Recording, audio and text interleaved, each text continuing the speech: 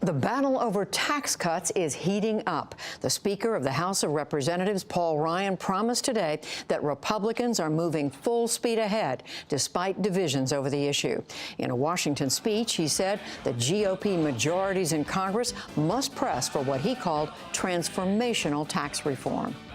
We have to get this done in 2017. We cannot let this once-in-a-generation moment slip by. Yes, the defenders of the status quo, and there are many of them, they're counting on us to lose our nerve, to fall back, or to put this off altogether. But we will not wait for a path free of obstacles. Guess what? It doesn't exist. In turn, Senate Democrats warn that they may balk at raising the national debt ceiling if Republicans push for new tax breaks for the wealthy.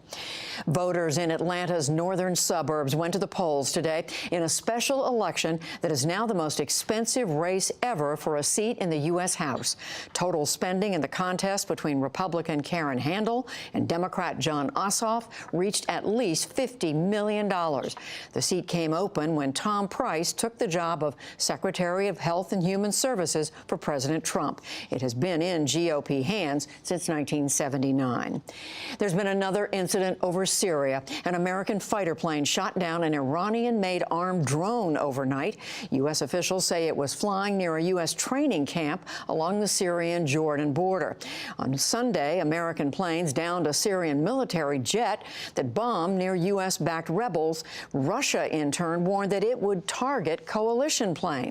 Today, at the United Nations, Secretary General Antonio Guterres urged restraint.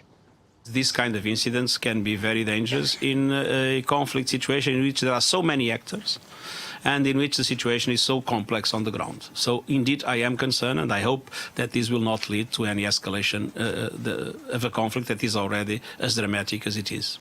One of the U.S. coalition members, Australia, announced today that it has suspended airstrikes in Syria for now. The United States and Russia traded accusations today over another incident. This one came Monday over the Baltic Sea. The Pentagon says that a Russian fighter jet swooped within a few feet of an American reconnaissance plane in the air. The Russians say the U.S. plane swerved too close to their jet. Back in this country, grim new federal statistics find the opioid abuse crisis is swamping hospitals.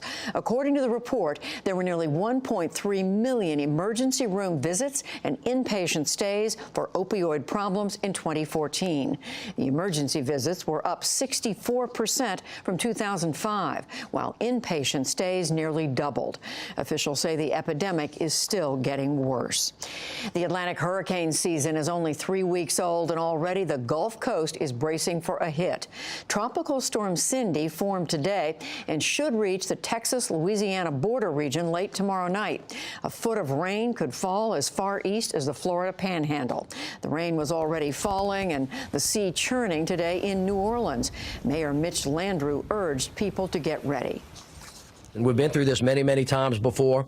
I don't want anybody to panic. There's no reason to do that, but this is going to be a serious event. We could get lucky, and it could turn out to be nothing.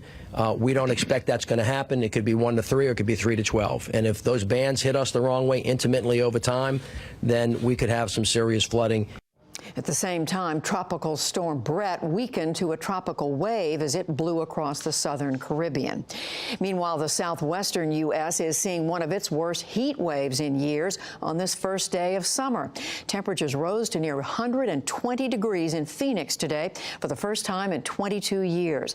The conditions are also tough on fire crews battling wildfires in Southern California and elsewhere.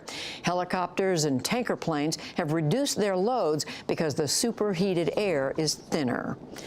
Wall Street cooled off some today as falling oil prices took the broader market lower. The Dow Jones Industrial Average lost nearly 62 points to close at 21,467. The Nasdaq fell 51, and the S&P 500 slipped 16. And a cultural note, Barbie's longtime companion doll, Ken, has a new look, 15 of them, in fact.